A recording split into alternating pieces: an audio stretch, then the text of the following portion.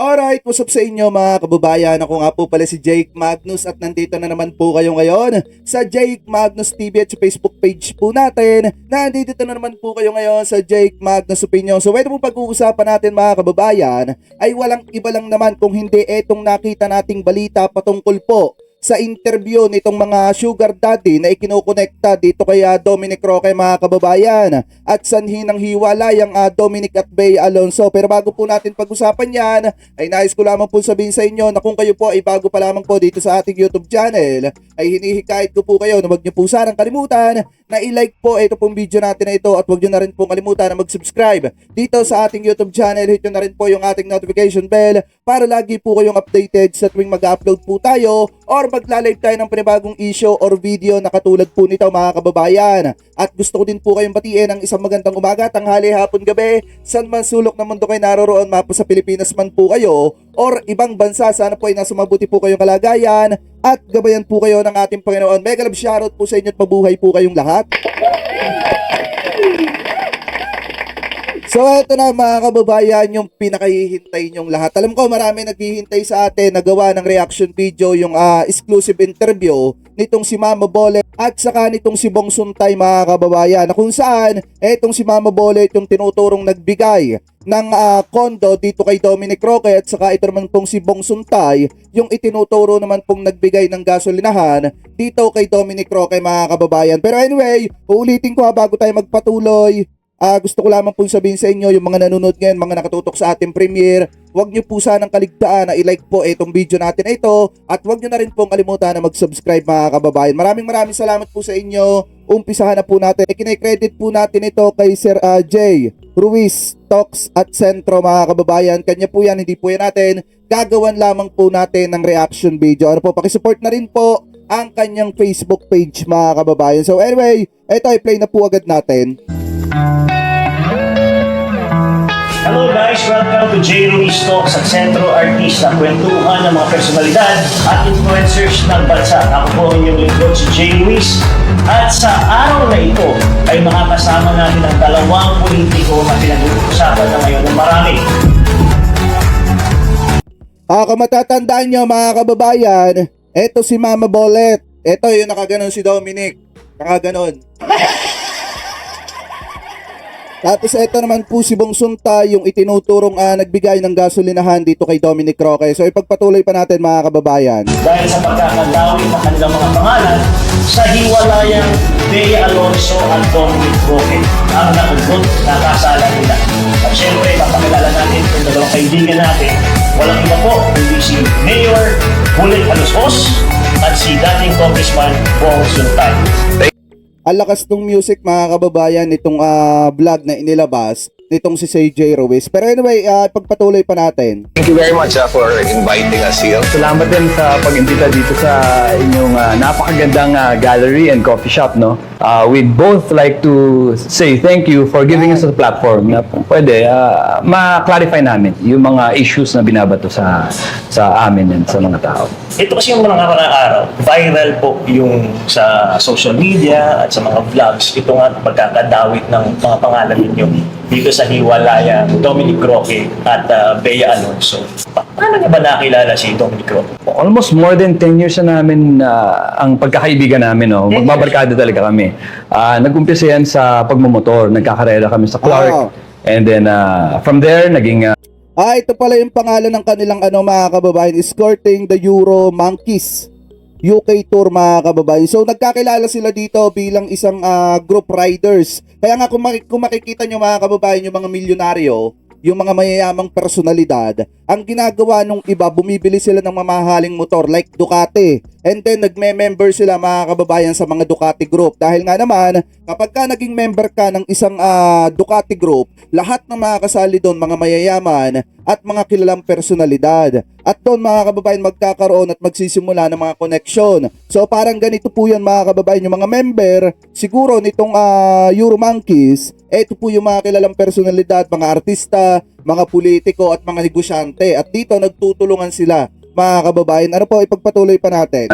Good friends kami. We started doing ang dami, mga businesses, nagtutulungan kami, kaya nakakapagtaka na umabot sa ganito na even ang genders namin ang pinagkakaguluhan na ngayon ng marami at nagtatanong kung talagang lalaki ba talaga kami. No?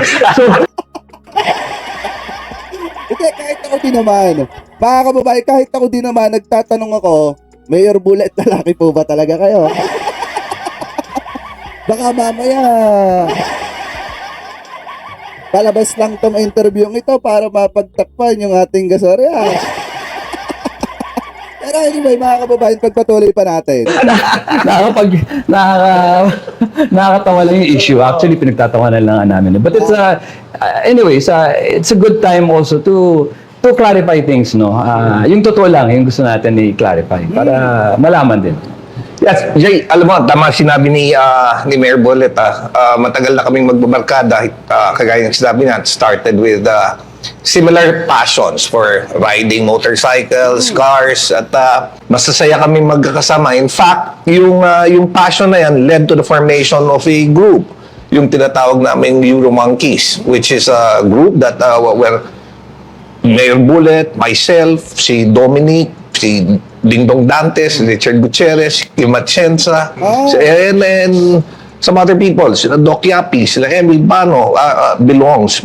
Marami pala mga artistang kasama to, mga kababayan. Hindi lang pala si Dominic Roque, kung hindi pati si Dingdong Dantes, Timachenza, mga kababayan, at saka si Richard Gutierrez. Kasama din po, mga kababayan. So ibig sabihin, alam naman natin, si Richard Gutierrez, Dingdong Dantes, mga ano po yan, mga riders po yan, mga kababayan. Kaya nga kung makikita nyo yung ibang mayayaman, ito paliwanag ko lang ng konti kung mapapansin niyo yung ibang mayayaman, akala nung iba na mga nakakapanood, luho lang nila yung pagbili nila ng mamahalin sasakyan. Like mga Ferrari, mamahaling motor, like Ducati, Harley, mga kababayan. Kasi hindi alam nung iba, kaya yung ibang mga negosyante, yung ibang mayayaman, yung ibang sikat na personalidad bumibili ng mamahaling gamit para maging member sila ng group.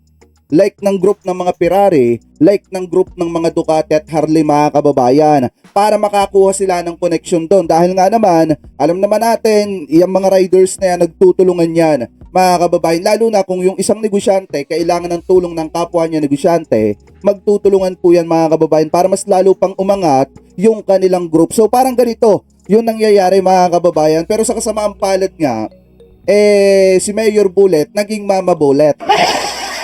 Kasi eto, ano lang, mga kababayan, to be fair lang, hindi naman maglalaba siguro yung ibang mga showbiz insider, mga kababayan, at yung mga showbiz columnists ng patungkol dito kay Mayor Bullet kung hindi naman totoo, mga kababayan. Marahil nagpapa-interview sila ngayon, pero hindi pa rin talaga maitatanggi na baka sa ilalim ng kwento ng interviewing ito, ganun po talaga itong si Mama Bullet.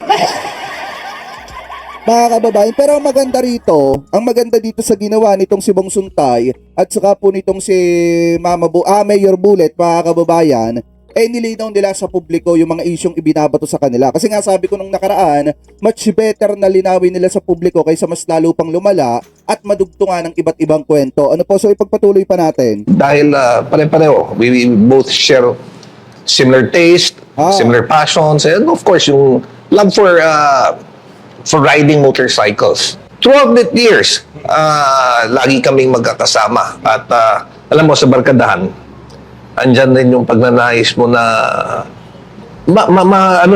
diyan din kayo magtutulungan And in fact, siguro itong issue kung sana nadama yung pangalan ni Mayor Bullet at pangalan ko dahil sa pagnanais namin na matulungan yung mga kaibigan namin. So ibig sabihin, mga kababayan, hindi nila itinanggi dito sa unang interviewing ito, hindi nila itinanggi na walang katotohanan, na hindi totoong nagbigay si Bong Suntay ng gasolinahan dito kay Dominic Roque, at hindi din naman nag-react itong si Mayor Bullet dun sa issue ng kondo, mga kababayan. So ibig sabihin, may katotohanan di umano na baka binigyan nga ni Mayor Bullet ng kondo itong si Dominic Roque at binigyan ni Bong Suntay ng gasolinahan etong si Dominic Roque, kasi hindi naman nila itinatanggi. Ang sabi lang nitong si Bong Suntay, na ando doon yung pagnanais na matulungan nila yung kanilang kasama. So ibig sabihin, binigyan nga ni Bong Suntay ng gasolinahan si Dominic Roque. So ipagpatuloy pa natin. We have a love for, all of you guys have a love for riding bikes. Ayun, umiikot kayo ng buong Pilipinas. Actually, kanina lang, galing kaming Tagaytay. Yun talaga yung hobby namin. So, every once in a while, when I have time, pag nasa Manila ako, which is barely, on the weekends, kung nag-iimbita si Kongbong and friends, we all find time no, to spend time together, nagmamotor. Ang biker gang, di ba? Group, right? Umiikot nga kami sa ibang bansa eh. Nagmamotor dati, every year. Hindi na ako nakasama sa So kanila. talagang close kayo as Yes. friends. Yeah, Sa barkada. very close kami. Himayin natin yung issue kasi yung mga kumakalat kay Mayor Bullet muna. Ano? Kasi nasabi dun sa mga vlogs na may mga nagsasabi na parang sugar daddy ka raw. Pangit naman. Pangit naman pakinggan, sugar daddy. Hindi naman okay, tsaka.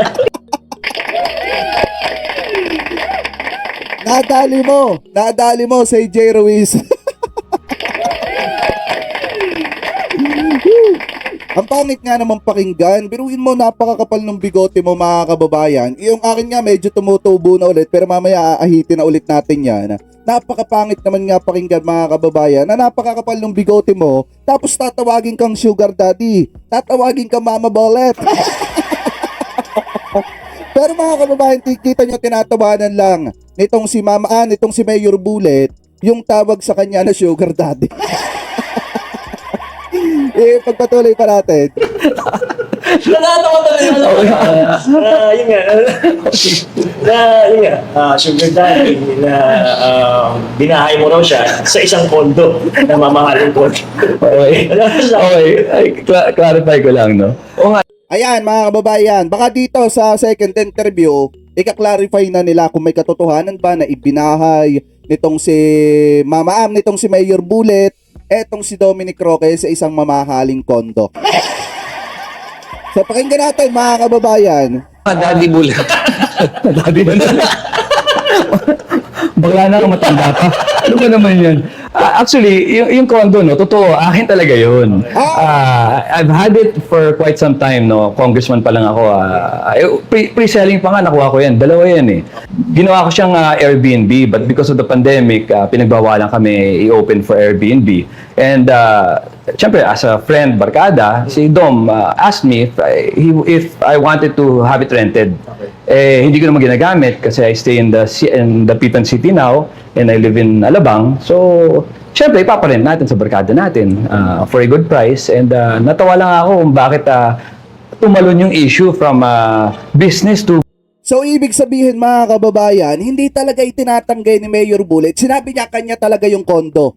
Mga kababayan, so malaki nga ang posibilidad na dalawa yung nakikita ko dito. Kasi hindi naman sisirain ng mga columnist yung kanilang mga sarili dito sa isyong to. Malaki ang posibilidad kaya nila nasabi yung mga sources nila na may relasyon na itong si Dominic Roque at saka itong si Mayor Bullet. Kasi kanya nga yung kondo. Hindi naman niya itinatanggi mga kababayan. At ang isang senaryo din dito, baka tama rin yung sinasabi ni Mayor Bullet na since kaibigan niya nga itong si Dominic Roque, ipinarenta niya kay Dominic with good price mga kababayan. Pero dun sa sinasabi niyang pinarenta niya with good price mga kababayan, medyo 50-50 ako dyan. Kaya anong komento niyo dyan mga kababayan? Nagre-renta ba talaga si Dominic Roque dito sa kondo nitong si Mayor Bullet Halusos?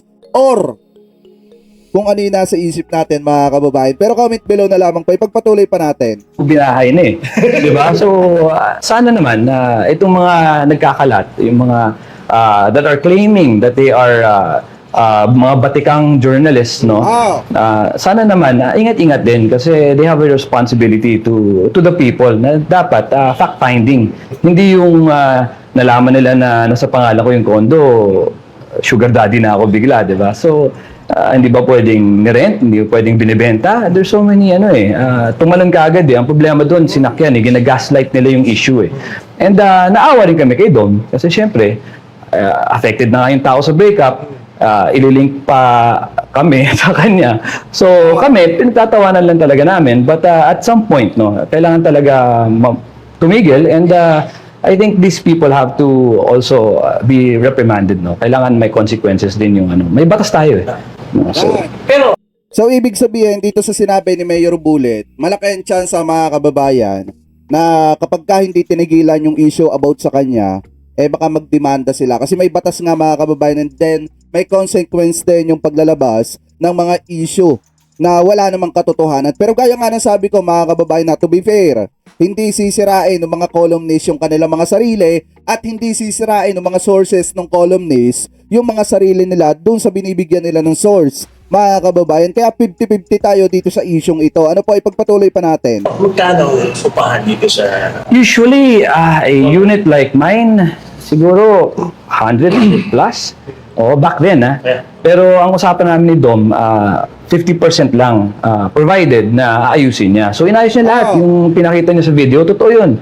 Inayos niya from the ground up. Sabi ko, sige, wala akong gagawin, Kasi sira-sira na rin siya, tumutuklap na yung sahig, pinatiles na niya. Sabi ko, sige bro, ayusin mo. At least wala na akong gastos. At the same time, kumikita pa ako konti, So, he was already staying there for almost 3 years, Matagal na rin, So, ngayon na, yun na, sinakyan pa nila. And Biruin mo, from 100,000 mga kababayan, ngayon yung upa ni Dominic, sa mamahaling kondo yung upa ni Dominic, 50% na lang. Sana all! Alam niyo, pag yumaman ako mga kababayan, bibili din ako ng mamahaling motor, tapos sasali ako sa kanilang group para matulungan din ako. Pagpatuloy pa natin. at least, sana naman mas mataas na yung renta ngayon pagkatapos sa ni Dom yung unit, So, yun na. Just para lang ma-clarify, may proof ka ba na talagang binabayaran mo? Oo naman, pinadala ko sa yung text, inaano ko nga siya, pare, bayaran mo na yung utang ko. Ganun. And I'd wait for a couple of months before he'd make the deposits. Like, okay lang, sige lang. No problem, di naman ako nagmamadali. Importante, the place is being rented and hindi siya nasisira. So, wala namang ibang... Kasi wala namang gumamit, Yun na nga. pinahiram mo lang Yun sa na nga. kaibigan. Yun na nga. At- Hindi, pinapabayad ko sa kanya. Hindi yung pinahiram. Oo. Hindi ko din siya binahay, Clarify lang, Baka kasi, nowadays, since Pinaparentahan naman pala. Kayo talaga, yung mga nakatutok dito kayo talaga. Yung mga isip nyo Ay, pinapabahay lang naman pala. Pinaparentahan lang naman pala. Hindi naman pala binabahay. Grabe naman kayo. Pagpatuloy pa natin. sensitive na ako sa mga usapang ganyan. Kailangan, pati damit ko, kailangan talagang hindi pwedeng mag-pink. Hindi pwedeng, nothing against the LGBTQ. Kaibigan tayo lahat. Pero hindi talaga ako. So, I guess.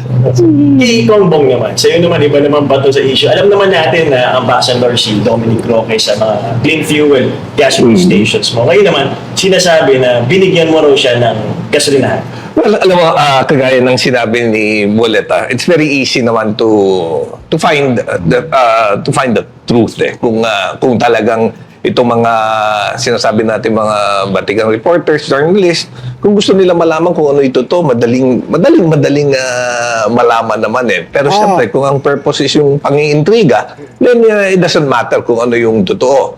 Si Dom, as I mentioned, from So, cut muna natin mga kababayan Niliwanag ni Mayor Bullet na pinababayaran niya, pinarerentahan niya ng 50%. Kay Dominic Roque yung kanyang kondo mga kababayan. Pero talagang niliwanag din niya na pagmamay-ari niya talaga yung kondo na ini-issue dito kay Dominic mga kababayan. Kung saan sinasabi na ibinahay niya etong si Dominic sa mamahaling kondo. Pero ang kasunduan pala nila mga kababayan, yung upa doon is mahal. Itong iwa 100%.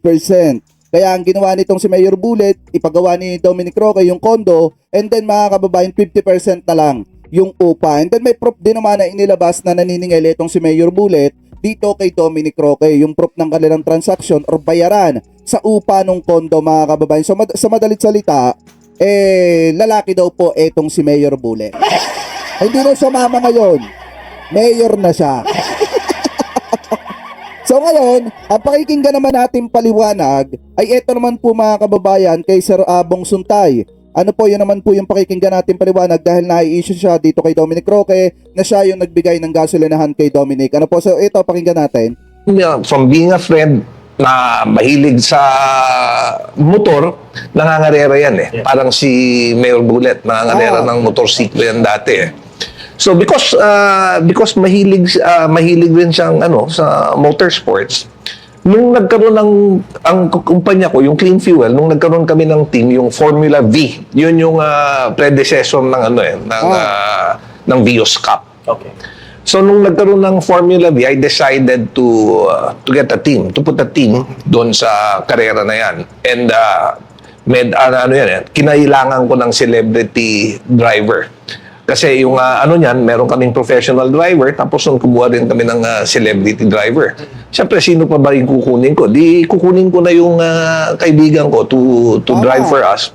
So doon si Dominic yung naging celebrity driver. And then from there on, dahil alam mo, mabait si Dom, ginawa ko na rin siyang brand ambassador ng Clean Fuel. So, hindi lang ngayon yan kung talagang, sabi ko nga, kung talagang magre-research lang, makikita nila na as early as 5 years ago, talagang brand ambassador na si Dominic. Ang nakakagulat nga, yung pinost pa nilang picture, yung contract signing namin ni Dom na kinukuha siyang endorser.